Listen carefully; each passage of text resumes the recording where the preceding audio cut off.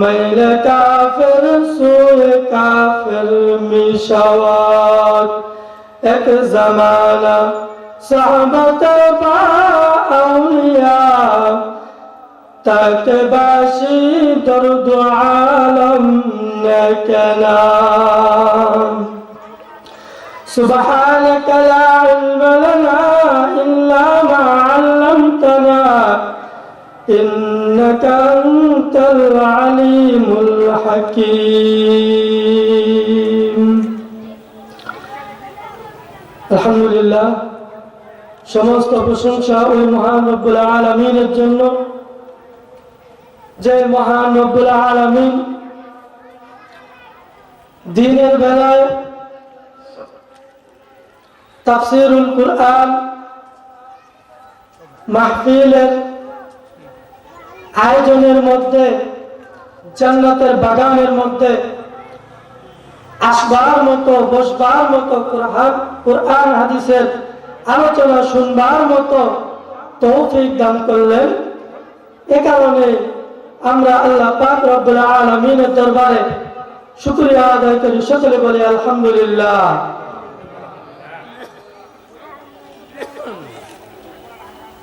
আমরা যতগুলো মানুষ এখানে বসে আছি, কিন্তু আমাদের শুকরিয়া আওয়াজটা সেরকম হইল না। আল্লাহ তাআলা বলতেছেন লাইন শাকারতুম লাযিদান্নাকুম ওয়া লাইন কাফারতুম ইন্না আযাবি লাশাদীদ। আমার বান্দা আমার বান্দিরা আমার নিয়ামত পাওয়ার পরে যদি শুকরিয়া আদায় করে, তাহলে আমি আল্লাহ পাক রব্বুল আলামিন তার নিয়ামতকে বাড়িয়ে দেই।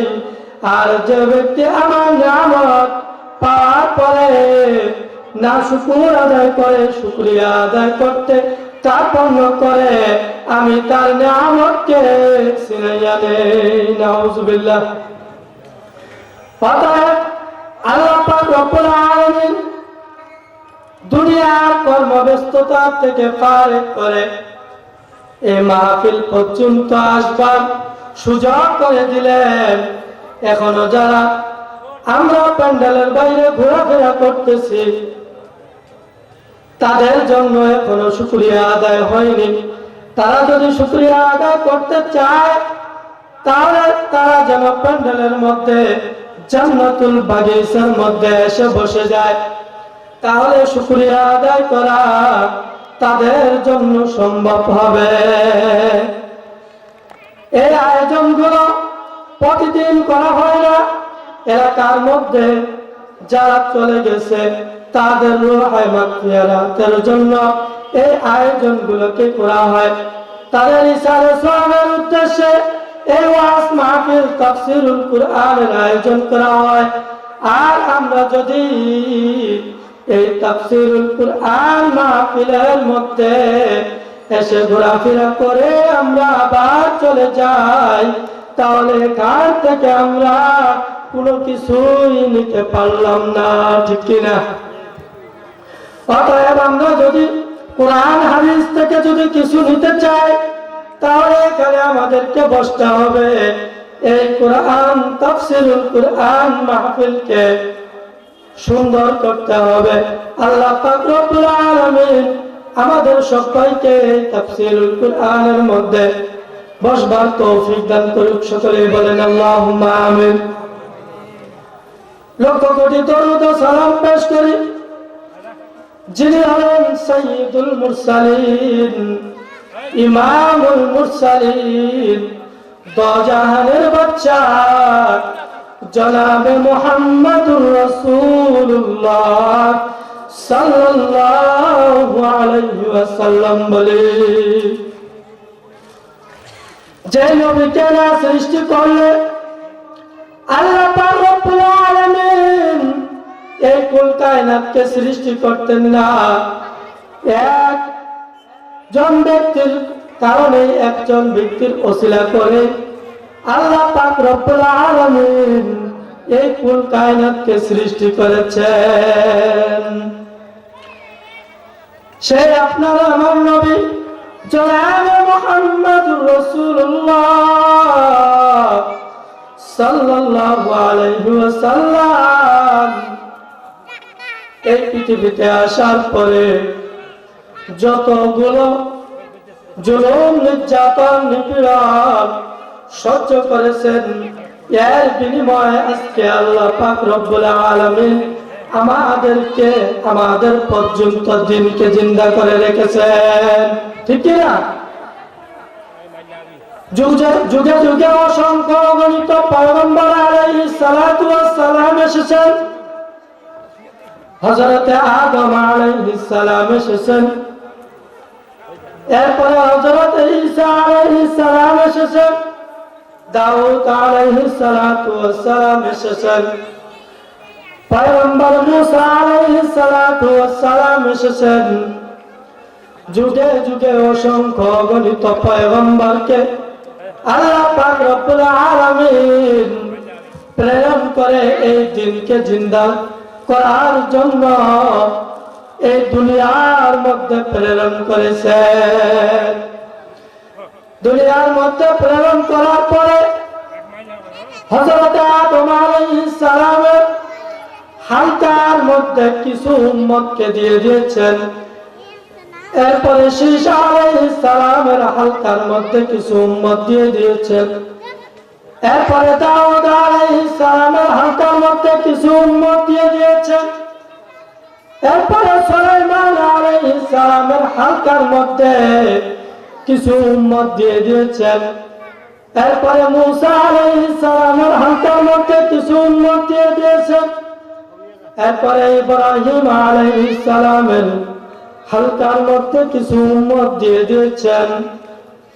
আদম আলাইহিস সালাম থেকে শুরু করে জনাবে মুহাম্মদুর রাসূলুল্লাহ সাল্লাল্লাহু আলাইহি ওয়াসাল্লাম পর্যন্ত অসংখ্য অগণিত তাফসীরের কিতাবের মধ্যে এসেছে 2 লক্ষ মতান্তরে 1.25 লক্ষ পয়গম্বরকে এই দুনিয়ার জমিনে আল্লাহ পাক রব্বুল আলামিন প্রেরণ করেছেন। যতগুলো নবী এবং রাসূল পয়গম্বর এই দুনিয়ার মধ্যে প্রেরিত হয়েছে, সমস্ত নবী এবং রাসূল পয়গম্বরদের হালকার মধ্যে কিছু কিছু করে উম্মত দিয়ে পাঠিয়েছেন। তারা কি করত?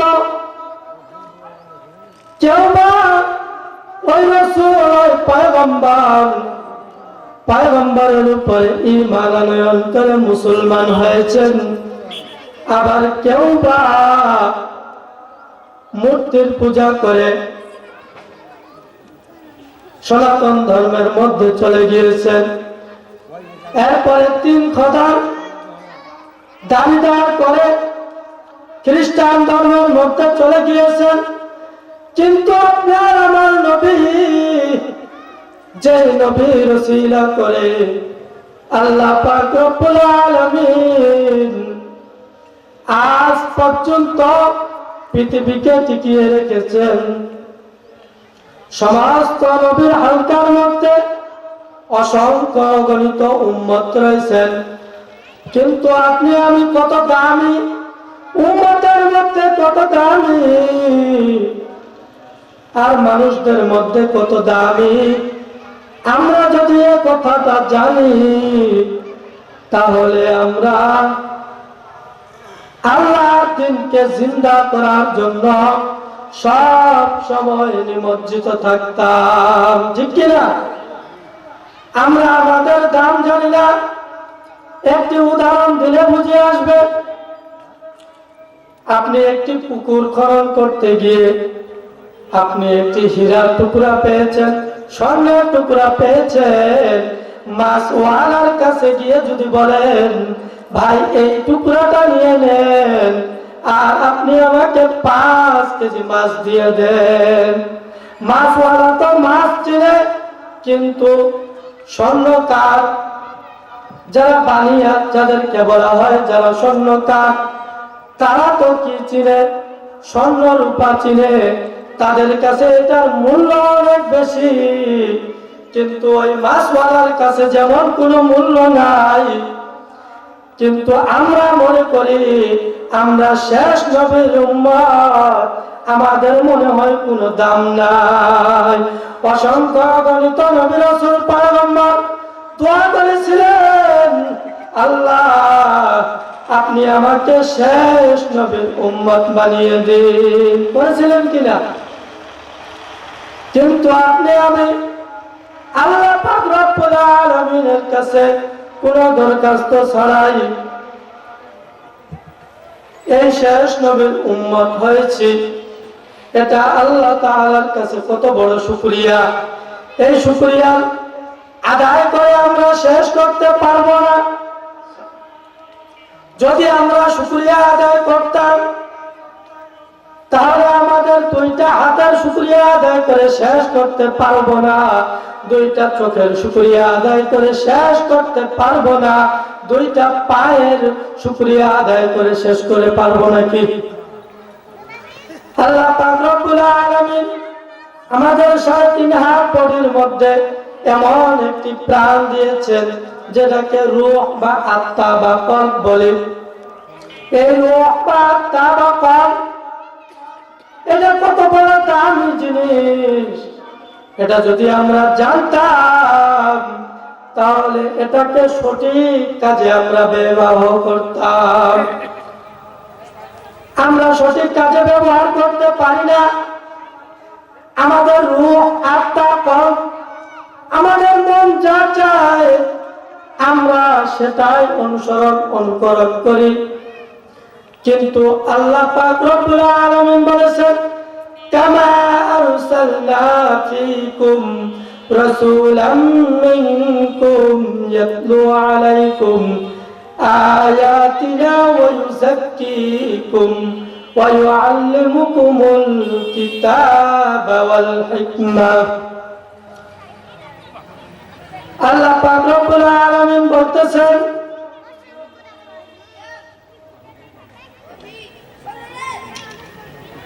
আমি তোমাদের মধ্য থেকে একজন নবী এবং রাসূল তোমাদের কাছে প্রেরণ করেছি।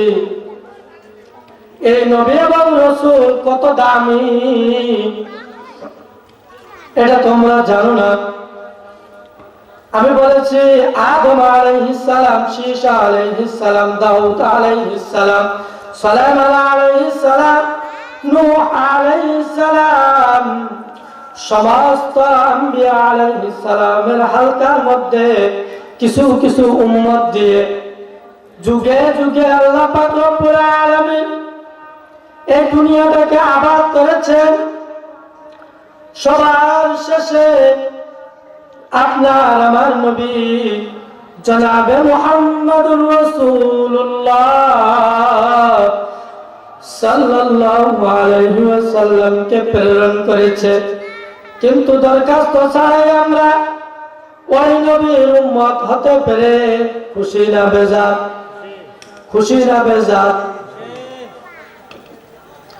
আমরা যদি খুশি হই তাহলে ওই নবী এবং রাসূল ওয়ালা কাজ আমাদের করার দরকার আছে না নাই? আল্লাহ পাক রব্বুল আলামিন ওই নবীর উপরে ছোট্ট একটি মেসেজ দিয়ে আমাদেরকে জানিয়ে দিচ্ছে, কামা আরসালনা ফীকুম রাসূলাম মিনকুম ইয়াতলু আলাইকুম আয়াতিনা। যেমন তোমাদের মধ্য থেকে তোমাদের মানুষ সকলদের মধ্য থেকে মানুষদের মধ্য থেকে নির্বাচন করে আমি একজনকে নবীর দায়িত্ব দিয়ে দিলাম। সে আমার প্রিয় বান্দা, প্রিয় হাবিব। এই প্রিয় হাবিবের একটি মেসেজ তোমাদের কাছে দিয়ে পাঠালাম। সেই মেসেজটা যদি তোমরা মানিয়ে চলতে পারো তাহলে তোমরা দুনিয়াও সফল কাম এবং আখিরাতেও সফল কাম অর্জন করতে পারবে। কি সেই মেসেজ আল্লাহ রাসূল আমাদেরকে দিচ্ছে? কামা আরসালনা ফীকুম রাসূলাম মিনকুম ইয়াতলু তেলাওয়াত করবে আলাইকুম তোমাদের মধ্যে, তোমাদের মাঝে তেলাওয়াত করবে আয়াতিনা আমার আয়াত সমূহ, আমার নিদর্শন সমূহ, যেগুলো তোমাদের জন্য শিক্ষণীয় হয়ে দাঁড়াবে, যেগুলোকে তোমরা পদক্ষেপ করিয়া পরিচালনা করতে পারবে তোমাদের সমাজ ব্যবস্থাকে, রাষ্ট্র ব্যবস্থাকে, অর্থনৈতিক ব্যবস্থাকে। এগুলোকে যদি আমরা পরিচালনা করতে পারি তাহলে আমরা হব সফলকাম। ইয়াতলু আলাইকুম আয়াতিনা ওয়া ইউযাক্কিকুম, আল্লাহ তাআলা আমাদেরকে জানিয়ে দিচ্ছেন ইয়াতলু আলাইকুম তোমাদের মাঝে তেলাওয়াত করবে আমার পয়গম্বর, আমার রাসূল। তেলাওয়াত করে কি করবে? ওয়া ইউযাক্কিকুম তোমাদেরকে পবিত্র করবে। কিসের দ্বারা পবিত্র করবে? কোরআনের দ্বারা পবিত্র করবে। তাহলে আমরা অপবিত্র নাকি? অবশ্যই আমরা অপবিত্র হয়ে যাচ্ছি। আমাদের গুনাহের কারণে আমরা আমাদের কলবটাকে, আমাদের আত্মাকে আমরা অপবিত্র করে ফেলতেছি, ঠিক কিনা? ঠিক কিনা? যদি আমরা কোরআন তেলাওয়াত করি তাহলে আমাদের কলবগুলো পরিষ্কার হয়ে যাবে, পরিচ্ছন্ন হয়ে যাবে। আর যদি আমরা কোরআন তেলাওয়াত না করি তাহলে আমাদের কলবগুলোর মধ্যে এমন মরিচিকা পড়ে যাবে, যেরকম লোহা যদি মাটির মধ্যে গেড়ে রাখা হয়, পুঁতে রাখা হয়, ফেলে রাখা হয়, যেরকম মাটি ওই লোহাটাকে আস্তে আস্তে খেয়ে ফেলে, আমাদের এক একটা গুনাহের দ্বারা আমাদের কলবটাকে এরকম মরিচিকার মতো মাটি যেরকম লোহাকে খেয়ে ফেলে, আমাদের গুনাহগুলো আমাদের কলবটাকে খেয়ে ফেলে। নাউজুবিল্লাহ। কিন্তু আমরা এই কলবটাকে পরিষ্কার করব কিভাবে? পবিত্র করব কিভাবে? আল্লাহ রাসূল সাল্লাল্লাহু আলাইহি ওয়াসাল্লাম বলেন ইয়াতলু আলাইকুম আয়াতিনা ওয়া ইউযাক্কিকুম ওয়া ইউআল্লিমুকুমুল কিতাবা ওয়াল হিকমা। তোমরা বেশি বেশি করে কোরআন তেলাওয়াত করো। কোরআন তেলাওয়াত করলে দিলের মরিচা দূর হয়। আর যে আল্লাহ রাসূল সাল্লাল্লাহু আলাইহি ওয়াসাল্লাম আপনার আমার জন্য অসংখ্য অগণিত হাদিসকে বয়ান করে গেছেন, এই অসংখ্য অগণিত হাদিসগুলো যদি আমরা মানিয়ে চলি, সুন্নাহ মোতাবেক চলি, তাহলে আমাদের দুনিয়া এবং আখিরাতে সফল মুমিন হতে পারব। সুবহানাল্লাহ বললাম না আমরা? আল্লাহ পাক রব্বুল আলামিন বলতেছেন কুল্লু নাফসিন যায়িকাতুল মাউত। এই আয়াতটা তো আমরা সকলেই জানি কিনা? তাহলে আমাদেরকে আমাদের কলবটা পরিবর্তন করার জন্য, পরিষ্কার পরিচ্ছন্ন করার জন্য কি আমল করতে হবে? আফজালুজ যিকরি তিলাওয়াতুল কুরআন ওয়া আফজালুদ দুআ লা ইলাহা ইল্লাল্লাহ। সর্বোত্তম ইবাদত হলো কোরআন তেলাওয়াত। সর্বোত্তম ইবাদত কোরআন তেলাওয়াত। এরপরে নামাজ, রোজা, হজ, যাকাত। আমরা যদি কোরআন তেলাওয়াত না করি নামাজ হবে? নামাজ হবে? তাহলে কোরআনের দরকার আছে না? আগে কি পড়বো আমরা? কোরআন জানবো, কোরআন শিখবো, কোরআন ধরবো, কোরআন অনুযায়ী আমাদের জীবন যাপন করব, আমাদের সমাজ ব্যবস্থাটাকে কোরআন অনুযায়ী কি করব? পরিচালনা করব। আমাদের রাষ্ট্রটাকে কোরআন অনুযায়ী আমরা কি করব? পরিচালনা করব। কি চাই না? চাই কি চাই না? আমরা কি মুসলমান না? তাহলে আমাদেরকে কি করতে হবে? সর্ব অবস্থায় কি করতে হবে?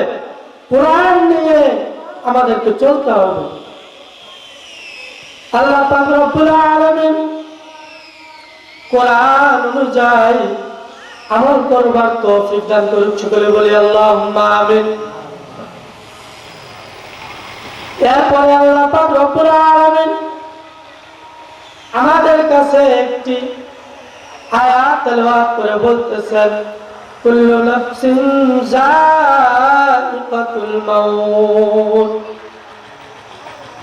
প্রত্যেক আত্মাকে, প্রত্যেক জীব, তাদেরকে কি করতে হবে? মৃত্যুর তিক্ত স্বাদ ভোগ করতে হবে।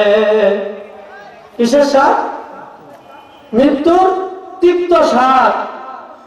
কিন্তু মৃত্যু কি সহজ একটা বিষয়? আমরা তো আজকে মৃত্যুটাকে অনেক সহজ মনে করি।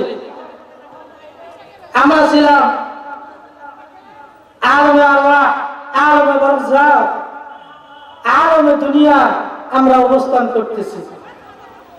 আমরা রূহের জগৎ পাড়ি দিয়ে এসেছি। এরপরে দুনিয়ার জগতে আমরা অবস্থান করতেছি। এরপরে আমরা আলমে বারজাখ, কবরের জগতে চলে যাব। চলে যাওয়ার জন্য আমাদের পরিস্থিতি আছে? আমরা কি প্রস্তুতি নিচ্ছি? এই জন্যই আল্লাহ তাআলা তার কালামে হাকিমের মধ্যে বলতেছেন, কুল্লু নাফসিন যায়িকাতুল মাউত। প্রত্যেক আত্মাকে মৃত্যুর স্বাদ গ্রহণ করতে হবে। প্রত্যেক আত্মা বলতে আমরা কি বুঝি? যত জীবকে আমরা দুনিয়ার মধ্যে দেখি, সমস্ত জীব মরণশীল। আস্তিক হোক আর নাস্তিক হোক, হিন্দু হোক, বৌদ্ধ হোক, খ্রিস্টান হোক, ইহুদি হোক, নাসারা হোক, যে কোনো ধর্মাবলম্বী হোক, সে এটার উপর বিশ্বাস আছে, এটার উপর ঈমান আছে। তাকে কি করতে হবে? কেউ যদি এই মৃত্যুর উপর ঈমান না মানে থাকে, তারপরে তাকে মৃত্যুর স্বাদ গ্রহণ করতে হবে কিনা? কথা বলতেছেন না আপনারা? তাহলে মৃত্যুর জন্য আমাদের কতটুকু প্রস্তুতি আছে আমরা একটু লক্ষ্য করি। মৃত্যু কত যন্ত্রণাদায়ক এবং কত সহজ। আমরা মরণের সময় অনেক লোকের কাছে গিয়ে দাঁড়িয়ে যাই কিনা? মৃত্যুর সময়, মৌতের সময় চলে যাচ্ছে দুনিয়া থেকে, আমরা কি বলি? দাদা ভাই, আমাকে চিনেন আপনি? কি বলি কিনা? এটা চিনার সময় নয়, এটা হলো সে সময়। তাকে আপনি বিদায় জানান। সে কালেমা নিয়ে, সে ঈমান নিয়ে দুনিয়া থেকে চলে যান। আমরা কখনোই এই কাজটা করব না। কি কাজ? যখন কারো মৃত্যু ঘনিয়ে আসে, মরজে মউত, আজরাইল আলাইহিস সালাম হাজির হয়ে যায়, সে সময় তার মুখের মধ্যে যদি সারা পৃথিবীতে যত পানি অবস্থান করতেছে, সমস্ত পানি যদি তার গলার মধ্যে ঢেলে দেওয়া হয়, তারপর তার গলাটা ভিজবে না। এত তৃষ্ণার্ত হয়ে যায়। মৃত্যু এত কঠিন যন্ত্রণাদায়ক। অতএব দুইটা কাজ করব, দুইটা আমল করব। আমরা মৃত্যুর সময় তার সঙ্গে কথা বলতে চাই, তার ভালো মন্দ জিজ্ঞাসা করি। তার ভালো মন্দ জিজ্ঞাসা করার সময় নয়। আমরা অনেকেই ভুল কাজটা করে থাকি। দাদা ভাইয়েরা, কখনোই আমরা করব না। আমরা দেখতে দেখতে শৈশবে ছিলাম, যৌবনকাল, কৈশোরকাল, যৌবনকাল। এখন আমরা বৃদ্ধকালে পৌঁছে গিয়েছি। আমাদের এক হাত এক পা কবরের দিকে রওনা করেছে। কিন্তু আমাদের দুনিয়ার লোভ লালসা থেকে আমরা এখন পর্যন্ত ফিরতে পারি না। কি করি আমরা? আমাদের সমাজ ব্যবস্থা এরকম হয়ে গেছে, আমরা সে সময় সম্পদের হিসাব নিয়ে তার কাছ থেকে লিখে নিয়ে সেগুলোতে আমরা বিধিবিষ্ট হয়ে পড়ে যাই, ঠিক কিনা? তাকে বিদায় জানা কিভাবে? তার পাশে বসে আপনি কালিমা তালকিন করতে থাকেন, তাকে কালিমার জন্য আপনি কি করতে পারবেন না? আদেশ করতে পারবেন না। 1 নম্বর। 2 নম্বর, সূরা ইয়াসিন তার কাছে কি করবেন? তেলাওয়াত করবেন। যেখানে আপনি সূরা ইয়াসিন তেলাওয়াত করবেন, তার মৃত্যুর যন্ত্রণা লাঘব হয়ে আসবে। কি হয়ে আসবে? মৃত্যুর যন্ত্রণা লাঘব হয়ে আসবে। প্রথমে 2টা আমল দিয়েছি আপনাদেরকে, আফজালুজ যিকরি তিলাওয়াতুল কুরআন ওয়া আফজালুদ দুআই লা ইলাহা ইল্লাল্লাহ। আর 2টা আমল দিলাম, এই 2টা কাজকে আমরা সব সময় ফলো করব। কি করব? মৃত্যুর সময় কি করব? আমরা কালিমার তালকিন করতে থাকবো, তার পাশে বসে আমরা কি করব? লা ইলাহা ইল্লাল্লাহ, লা ইলাহা ইল্লাল্লাহ মুহাম্মাদুর রাসূলুল্লাহ এটা বলতেই থাকবো। তাকে আদেশ ভুলেও করব না। যদি আমাদের আদেশ করার দরুন সে যদি একবার অস্বীকার করে বসে যে আমি এই কালেমা পড়ব না, তৎক্ষণাৎ যদি তার মৃত্যু হয়ে যায় আপনার আমার কারণে, সে বেঈমান হয়ে এই দুনিয়া থেকে চিরবিদায় নিয়ে নিল। তাহলে আফসোসের বিষয়, আমরা যদিও বা মুসলমান হিসেবে জানাজা পড়লাম, কবর দিলাম, কিন্তু সে মুসলমান আর থাকলো না।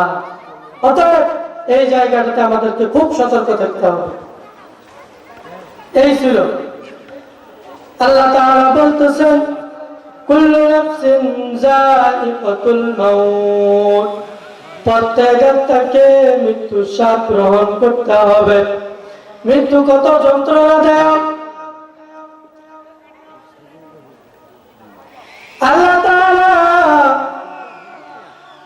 একজন নাফরমান বান্দার মৃত্যু যখন ঘনিয়ে আসে, মৃত্যু যখন অবধারিত করে, তখন আল্লাহ পাক রব্বুল আলামিন আজরাইল আলাইহিস সালামকে ডাক দিয়ে বলে, ও আজরাইল, ওই যে আমার দুশমনের আজকে মৃত্যু ঘনিয়ে এসেছে, তুমি যাও, তুমি তার জানটা কবজ করে নিয়ে আসো।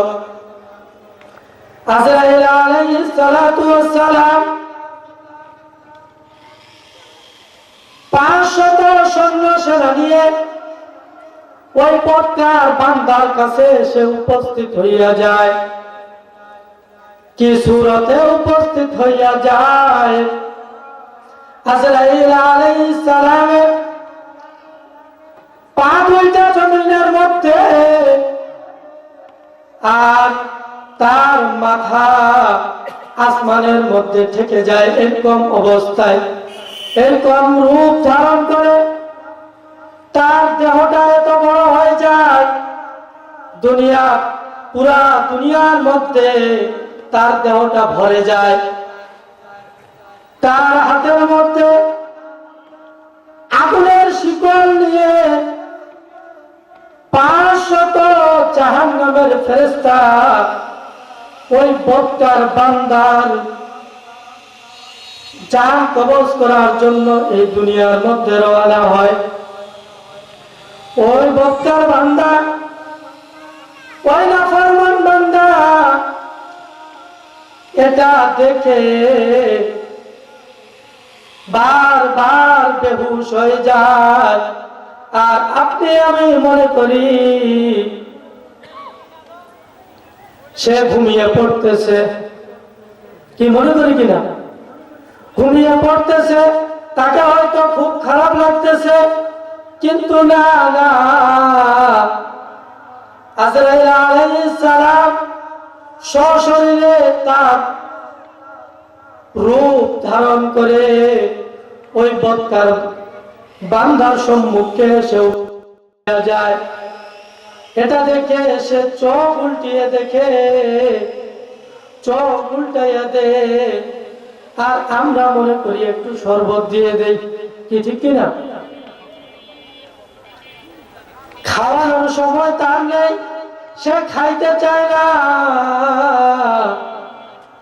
সে ওই আজরাইলকে দেখে বাঁচতে চায়, ওই আজরাইলের থেকে পলায়ন করতে চায়।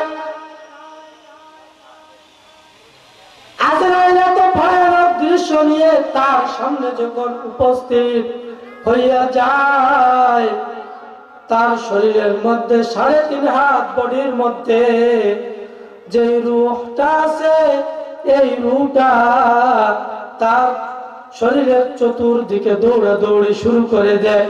কখনো তার হাতের আঙ্গুলের মধ্যে চলে আসে, কখনো তার পায়ের আঙ্গুলের মাথার মধ্যে চলে যায়, কখনো তার মাথার মগজে গিয়ে ধাক্কা দেয়, আবার কখনো তার রূহটা তার শরীরের মধ্যে এমন করে আঘাত করে, মনে হয় তার শরীরে এমন ঝাঁকি দিচ্ছে যা বলার মতো নয়। আমাদের মধ্যে অনেকে এরকম ব্যক্তি আছে, অনেকের হাতের মধ্যে, অনেকের বাবার, অনেকের মার রূহ চলে গেছে, জান বের হয়ে গেছে। যে সময় তার জানটা বের হয়ে যায়, সে যে ঝাঁকুনি গুলো দেয় তাকে সামলানো সম্ভব হয় না, ঠিক না? এই মওতটা, ভালো মওত আর খারাপ মওতটা আজরাইল আলাইহিস সালামের এই সূরত আকৃতি, তার আশা, এটা তার আমলের উপরে নির্ধারিত হয়।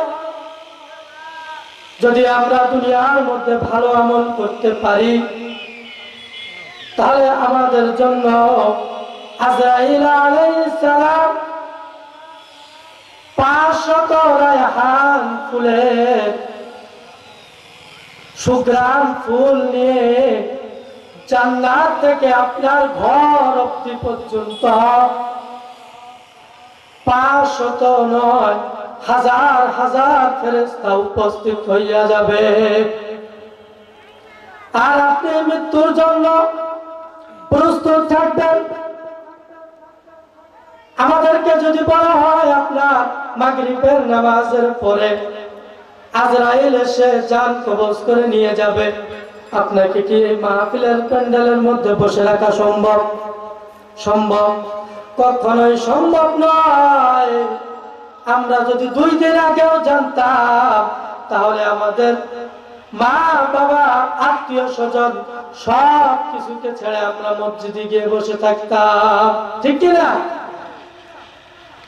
কিন্তু আমরা জানি না কোন সময় আমাদের মৃত্যু উপস্থিত হয়ে যাবে। আমি আপনাদেরকে বাস্তব একটি ঘটনা বলবো, এই ঘটনাটার দ্বারা আপনারা বুঝতে পারবেন ভালো মানুষের মৃত্যু কেমন করে হয়। আমি 10 মাইলের দিনাজপুরের ঘটনা বলতেছি। একজন মাওলানা সাহেব, সে একটি মসজিদ নির্মাণ করেছে, নিজেই মসজিদ নির্মাণ করেছে। তার বাড়ির সামনে সেই মসজিদের খতিব ছিলাম আমি। সে আমাকে বলেছিল, দাদু ভাই, আমি যেদিন মৃত্যুবরণ করব, আমাকে মাটি দেওয়ার জন্য হইলে তুমি আসবা। আমি খবর পাইলাম, আমি সঙ্গে সঙ্গে রওনা করলাম। যাই দেখতেছি তাকে গা গোসল করে, কাফন দাফন পরে তার বাড়ির সামনে মসজিদের আঙ্গিনার মধ্যে রেখে দেওয়া হয়েছে। তো একজন বলল, আমি তো একজনটাকে, তার ছেলেকে, বড় ছেলেকে জিজ্ঞাসা করলাম সে কখন মারা গিয়েছে। তার বড় ছেলে বলল, আব্বা তো এশারের নামাজ আদায় করার পরে ঘুমাচ্ছিল না, সে সারা রাত নাকি আজকে কি করবে, ইবাদত করবে, নামাজ পড়বে। সে ব্যক্তি ছিল একজন হক্কানি পীরের ওয়ালি, হক্কানি পীরের মুরিদ ছিল। তার কথা অনুযায়ী সে জিকির আজগার করত, সে আমল করত, সে একজন মাওলানা সাহেব। সে 40 বছর যাবৎ সে মসজিদে ইমামতি করেছে, কিন্তু তার মৃত্যুটার দিকে একটু লক্ষ্য করেন। 2-3 দিন যাবৎ সে কঠিন অসুস্থ। কোন সময় চলে যাবে সে সময় গুনতেছে, শুক্রবার কবে আসবে, শুক্রবার কবে আসবে, বারবার সে বলতেছে শুক্রবার কবে আসবে। শুক্রবার আসার আগে বৃহস্পতিবারে, বুধবার রাতে বৃহস্পতিবারে সে মৃত্যুবরণ করে চলে গেছে। কিন্তু আমি যাওয়ার পরে দেখলাম তার নুরানি চেহারা, এত সুন্দর চেহারা আমি আর কোনো ব্যক্তির দেখি নাই। আমি জিজ্ঞাসা করলাম, এত সুন্দর চেহারা আমি কখনো দেখি নাই।